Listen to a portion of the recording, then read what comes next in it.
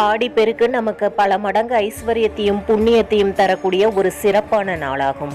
ஆடிப்பெருக்கில் ஆற்றங்கரை அல்லது குளக்கரைக்கு சென்று தீபம் ஏற்றி வழிபடலாம். புனித நீராடி முன்னோர்களுக்கு செய்ய வேண்டிய புண்ணிய காரியங்களை செய்யலாம். திருமணமான பெண்கள் தாலி கயிறு அன்று மாற்றிக்கொள்ளலாம். மற்ற சுமங்கலி பெண்களுக்கு தாலி கயிறு தானமாக கொடுக்கலாம். மஞ்சளில் விநாயகர் பிடித்து வைத்து விநாயகரை வழிபாடு செய்யலாம்.